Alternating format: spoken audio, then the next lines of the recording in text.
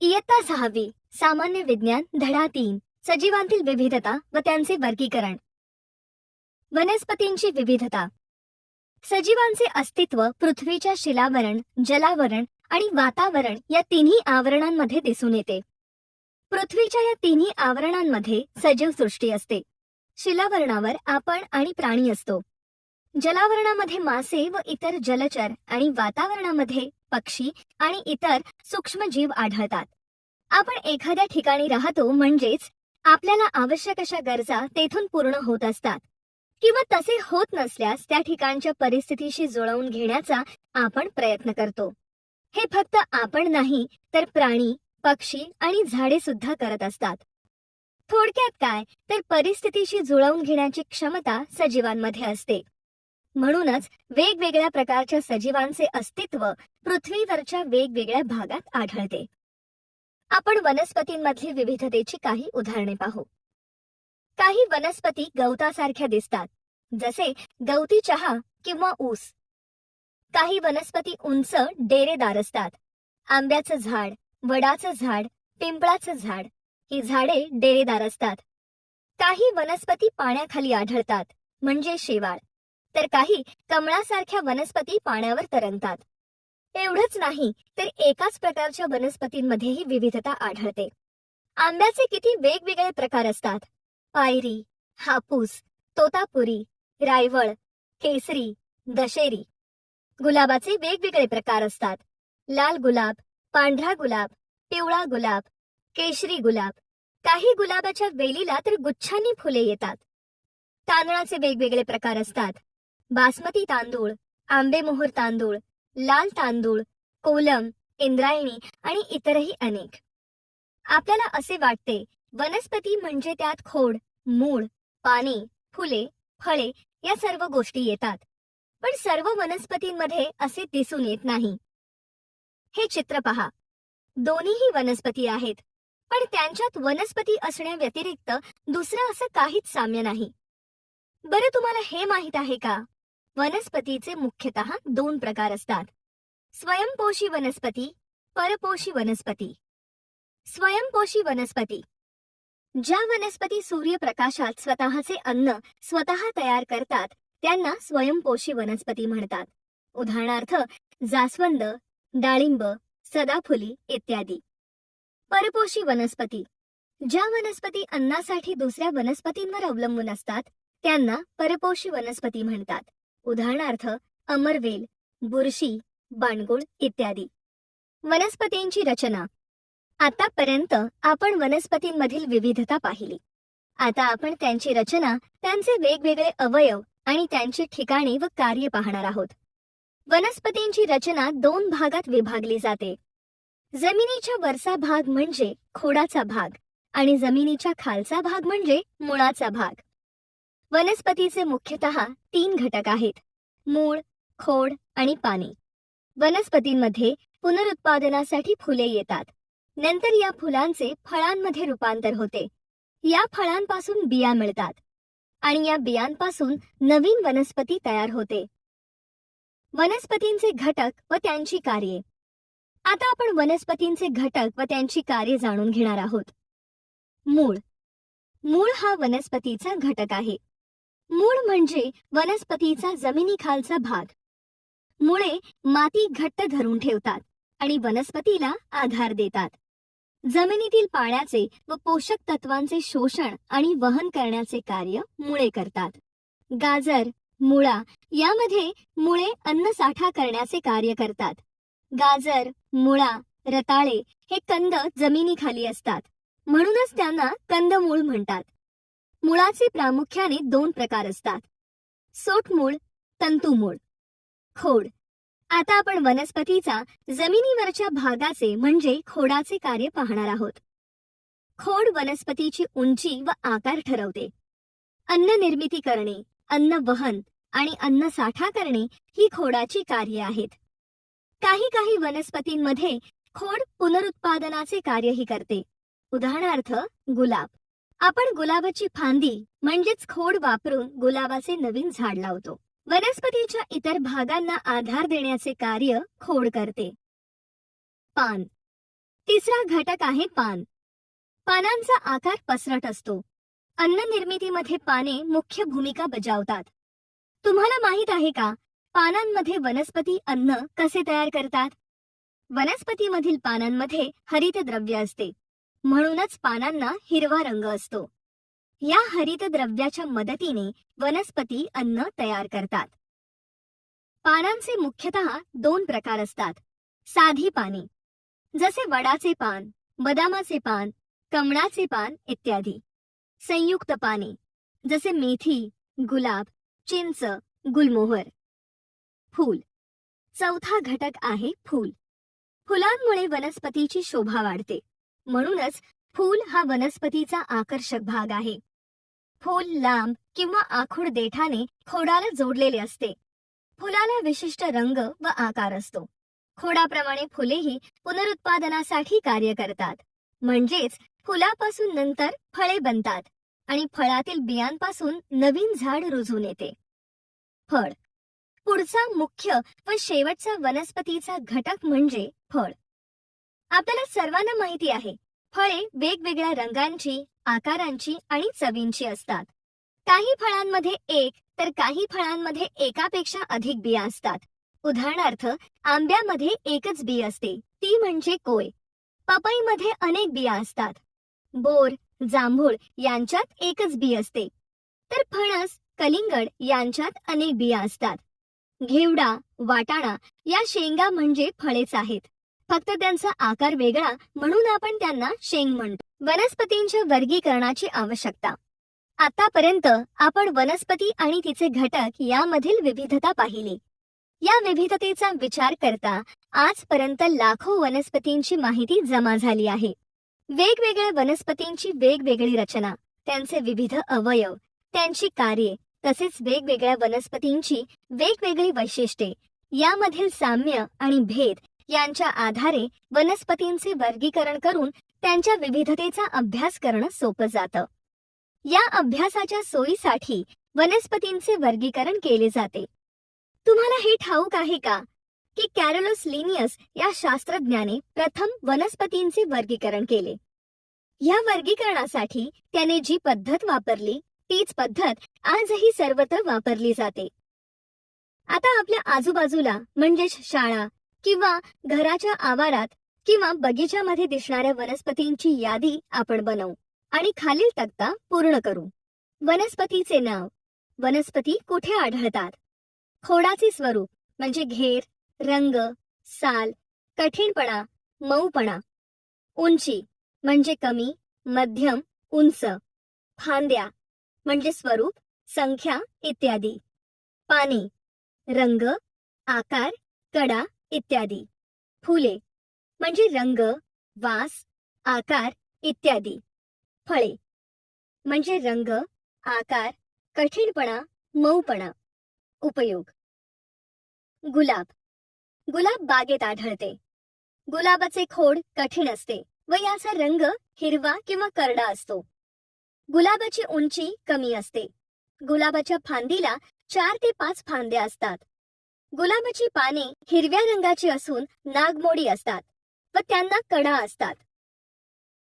गुलाबाच्या फुलांचा रंग पिवळा, पांढरा, लाल, गुलाबी असून ती लहान व मोठी असतात. गुलाबाचा उपयोग अत्तर, गुलाब पाणी बनवण्यासाठी होतो, तसेच पूजेसाठी देवाला वाहण्यासाठी होतो. शिवाय गुलकंद बनवण्यासाठी व शोभेसाठीही होतो. आंबा. आंब्याची झाडे रस्त्याच्या कडेला, शेतावर, आमराईत आढळतात. आंब्याचे खोड डेरेदार व कठीण असते. याचा रंग करडा असतो. ही वृक्षे उंच असतात. आंब्याच्या झाडाला खूप जास्त फांद्या असतात. यांच्या पानांचा आकार मध्यम हिरवा असतो. पाने मुलायम असतात. पायरी, तोतापुरी, हापूस, केशरी अशा प्रकारचे आंबे बाजारात मिळतात. आंब्याची फळे खाण्यासाठी, लोणचे व सरबत बनवण्यासाठी उपयोगी असतात. या झाडाच्या लाकडापासून अनेक वस्तू बनवल्या जातात. तुळस. तुळस आपण घराच्या अंगणात पाहतो. तुळशीचे खोड करड्या रंगाचे असते. त्याची साल मुलायम हिरव्या रंगाची असते. तुळस उंचीने कमी असते. तुळशीला असंख्य छोट्या छोट्या फांद्या असतात. तुळशीच्या पानांचा आकार लहान नाजूक असतो व ही पाने सुवासिक असतात. तुळशीला लहान फुले असतात. तुळस ही औषधी वनस्पती आहे. हिचा उपयोग पूजेसाठीही केला जातो. वड. वडाचे झाड रानात, रस्त्यावर, घराशेजारी आढळते. याचे खोड डेरेदार व टणक असते. ही झाडे उंच असतात. वडाच्या झाडाला असंख्य मजबूत फांद्या व पारंब्या असतात. वडाच्या पानांचा आकार मोठा, पसरट असतो. ते मुलायम असून हिरव्या रंगाचे असतात. वडाच्या झाडाला लाल रंगाची लहान फळे येतात. वडाच्या झाडाच्या पारंब्या औषधी असतात. याच्या लाकडाचा फर्निचर बनवण्यासाठी उपयोग होतो. याची फळे पक्षी व वानरे खातात, माणसे खात नाहीत. वनस्पतींचे वर्गीकरण. हे आंब्याचे, वडाचे आणि चिंचेचे झाड आहे. आंबा, वड आणि चिंच या उंच डेरेदार वनस्पती आहेत. यांना अनेक फांद्या आणि पाने असतात. यांचे खोड चांगले मजबूत आणि कठीण असते. यांना फळे येतात. ही वृक्षे खूप वर्षांपर्यंत जगतात. वनस्पतींचे प्रकार. भाग 1. वनस्पतींच्या खोडांचा आकार व उंचीनुसार त्यांचे वृक्ष, झुडूप, रोपटे असे प्रकार होतात. आता आपण हे प्रकार, त्यांची वैशिष्ट्ये आणि उदाहरणे पाहणार आहोत. वनस्पतींचे प्रकार. वृक्ष. वृक्ष उंच वाढतात. त्यांच्या फांद्या जमिनीपासून काही उंचीवर फुटतात. वृक्षाचे खोड टणक व मजबूत असते. यांना अनेक वर्षे फुले व फळे येतात. वृक्ष उंच असतात. ही आकाराने मोठी व बहुवार्षिक असतात. म्हणजेच ही अनेक वर्षे जगतात. उदाहरणार्थ आंबा, वड, फणस इत्यादी. झुडूप. या वनस्पती जमिनीलगत वाढतात. यांना फांद्या जमिनीलगतच फुटतात. यांची उंची वृक्षांच्या तुलनेत कमी असते. याचे खोड जाड व टणक असते. ही झुडपे 2 ते 3 मीटर वाढतात. उदाहरणार्थ जास्वंद, कण्हेर, गुलाब, घाणेरी इत्यादी. रोपटे. या वनस्पती जमिनीलगत वाढतात. यांच्या फांद्या जमिनीलगत फुटतात. रोपटी सुमारे 1 ते 1.5 मीटरपर्यंत उंच वाढतात. रोपट्यांची खोडं वृक्षांच्या व झुडपांच्या तुलनेमध्ये अधिक हिरवी व लवचिक असतात. रोपटी काही महिने ते 2 वर्ष जगतात. उदाहरणार्थ मेथी, पालक, तुळस. वेल. काही वेली जमिनीलगत वाढतात तर काही आधाराची मदत घेतात. वेलींचे खोड अतिशय लवचिक, मऊ व हिरवे असते. काही वेलींना तणाव असतात. उदाहरणार्थ मनी प्लांट. तर काहींना स्प्रिंग सारखे धागे असतात. उदाहरणार्थ काकडी, कारलं, दुधी भोपळा, भोपळा इत्यादी. वनस्पतींचे प्रकार. भाग 2. आपण खोडांचा आकार व उंचीनुसार वनस्पतींचे प्रकार पाहिले. आता आपण जीवनक्रमाच्या कालावधीनुसार होणारे वनस्पतींचे वार्षिक, द्विवार्षिक व बहुवार्षिक हे प्रकार पाहणार आहोत. जीवन कालावधीनुसार. वार्षिक वनस्पती. या वनस्पतींचा जीवनक्रम एकाच वर्षात पूर्ण होतो, म्हणून ह्यांना वार्षिक वनस्पती म्हणतात. उदाहरणार्थ ज्वारी, सूर्यफूल इत्यादी. द्विवार्षिक वनस्पती. या वनस्पतींचा जीवनक्रम 2 वर्षात पूर्ण होतो, म्हणून या वनस्पतींना द्विवार्षिक वनस्पती म्हणतात. उदाहरणार्थ गाजर, बीट इत्यादी. बहुवार्षिक वनस्पती. या वनस्पती अधिक वर्षे जगतात. त्यांना अनेक वर्षे फुले फळे येतात. उदाहरणार्थ जास्वंद, कण्हेर, आंबा, नारळ इत्यादी. आधी आपण वनस्पतीच्या खोडानुसार त्यांचे प्रकार पाहिले.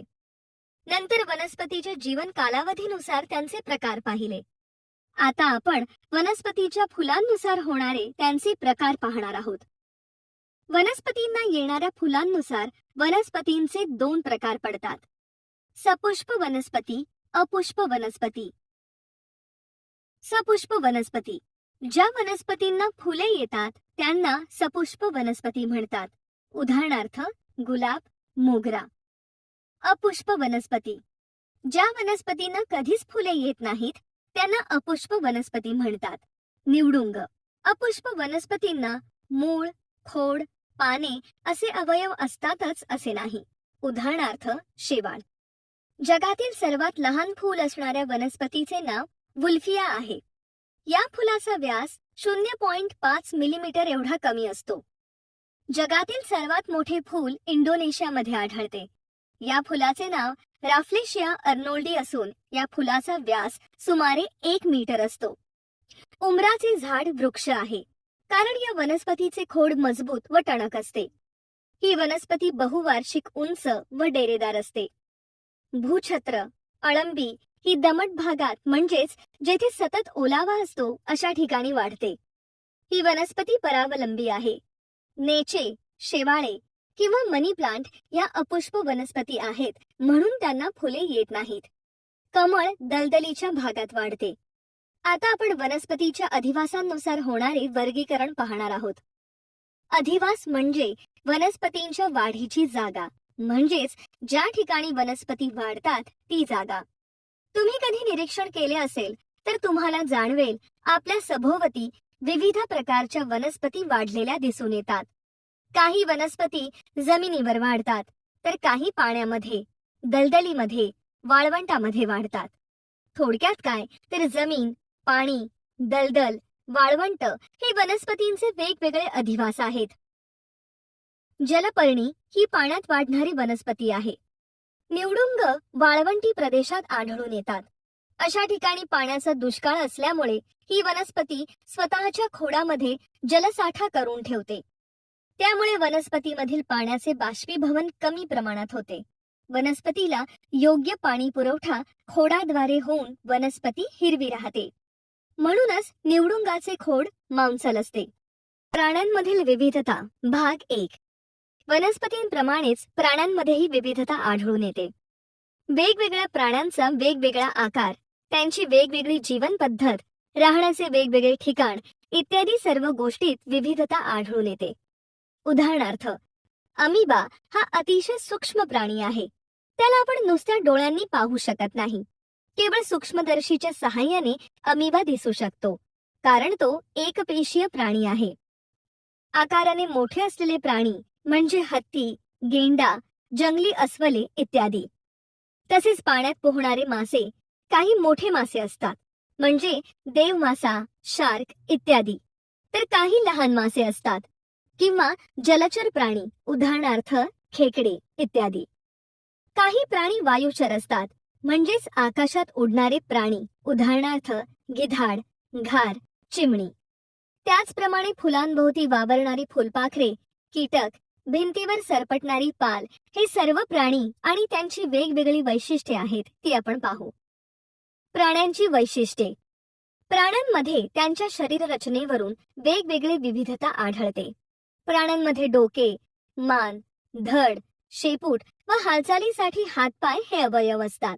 श्वासोच्छवास, उत्सर्जन, पुनर्निर्मिती इत्यादींसाठी वेगवेगळ्या प्राण्यांमध्ये वेगवेगळ्या इंद्रिय कार्यसंस्था असतात.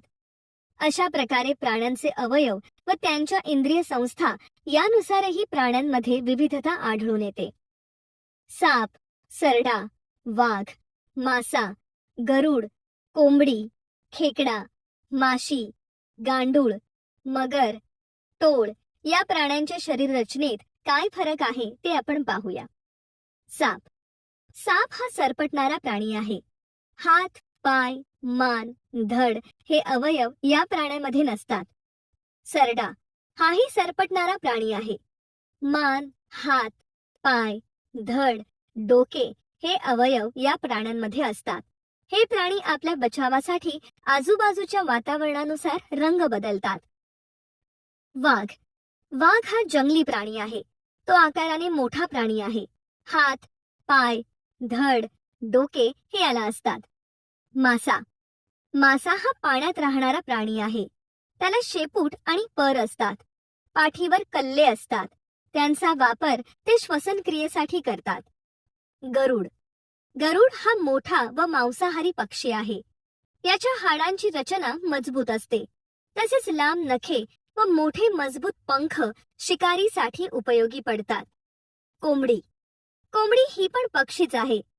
तिला 2 पाय, मान, धड हे अवयव असतात. ही पक्षी असून ही उडू शकत नाही. खेकडा. खेकडा हा प्राणी पाण्यात तसेच जमिनीवर राहतो. खेकड्याला 2पेक्षा अधिक पाय, डोळे व पोटाचा भाग हे अवयव असतात. माशी माशी हा आकाराने लहान व उडणारा कीटक आहे. तिला डोळे, पंख व लहान लहान दोनापेक्षा अधिक पाय असतात. गांडूळ गांडूळ हा आकाराने लहान, लाल किंवा तपकिरी रंगाचा सरपटणारा प्राणी आहे. तो त्याच्या दोन्ही बाजूने शरीराची हालचाल करतो. यामध्ये मान, डोळे, डोके, धड, अवयव नसतात. मगर मगर पाण्यात तसेच जमिनीवर राहणारा हिंसक प्राणी आहे. मगरीला डोके, धड, शेपूट हे अवयव असतात. टोळ टोळ हा एक कीटक आहे. आकाराने लहान. यांना डोळे व लहान पाय हालचालीसाठी असतात. अशा प्रकारे साप, सरडा, गांडूळ, मगर हे सरपटणारे प्राणी आहेत. मासा, खेकडा हे जलचर प्राणी आहेत. वाघ हा आकाराने मोठा व जंगली प्राणी आहे. माशी, टोळ हे कीटक आहेत आणि गरुड व कोंबडी वायुचर प्राणी आहेत. प्राण्यांमधील विविधता भाग 2. आपण शरीर रचनेनुसार विविधता पाहिली. प्राण्यांमध्ये अन्न मिळवण्याच्या व अन्न ग्रहण करण्याच्या वेगवेगळ्या पद्धती आहेत. त्यामुळे त्यांच्या शरीर रचनेतही फरक दिसतो. काही प्राणी परावलंबी असतात, म्हणजेच अन्नासाठी ते इतरांवर अवलंबून असतात. प्राण्यांचे अन्न ज्या ठिकाणी उपलब्ध होईल त्या ठिकाणी प्राणी आढळतात. उदाहरणार्थ जंगलात वाघ, सिंह व इतर हिंसक प्राणी आढळतात. मधाच्या पोळ्यावर मधमाशा, फुलांवर फुलपाखरे व इतर कीटक आढळतात. साखरेचा साठा असणाऱ्या ठिकाणी मुंग्या, केवड्याच्या बनामध्ये साप आढळतात. आता आपण एक तक्ता पूर्ण करू. आपल्या सभोवताली आढळणाऱ्या प्राण्यांच्या माहितीनुसार खालील तक्ता पूर्ण करू. प्राण्यांचे नाव, अन्न कोणते आणि कसे खातात, कुठे राहतात, तुम्हाला दिसलेले वैशिष्ट्य कोणते. कुत्रा ब्रेड, मटणातील हाडे, दूध, बिस्किट खातो. घरात पाळीव प्राणी म्हणून राहतात किंवा रस्त्यावरही राहतात. घराच्या रक्षणासाठी कुत्र्यांचा वापर होतो. चोराचा शोध घेण्यासाठी कुत्र्याचा वापर करतात. साप छोटे कीटक, छोटे प्राणी खातो. बिळामध्ये किंवा वारुळामध्ये राहतो. साप आपली त्वचा काढून टाकतो, यालाच कात टाकणे असे म्हणतात. सापाची वाढ होताना त्याची जुनी त्वचा त्याला घट्ट होऊ लागते, ती तो टाकून देतो. आत नवीन त्वचा असते. आपल्या सभोवती सगळेच प्राणी आढळतात असे नाही. काही प्राणी देशाच्या काही ठराविक भागातच आढळतात, तर काही प्राणी जगाच्या ठराविक भागांमध्ये आढळतात. अशा प्रकारच्या प्राण्यांची नावे, त्यांच्या जीवनशैली, शरीर रचना, अन्न ग्रहण करण्याच्या पद्धती, त्यांची वैशिष्ट्ये इत्यादींमधील विविधता व त्यांची माहिती खाली दिलेल्या संकेतस्थळामुळे सहजरित्या उपलब्ध होते. www.earthlife.net, www.discovery.com, www.seaworld.org, www.kingowild.com, www.worldwildlife.com, www.nationalgeographic.com.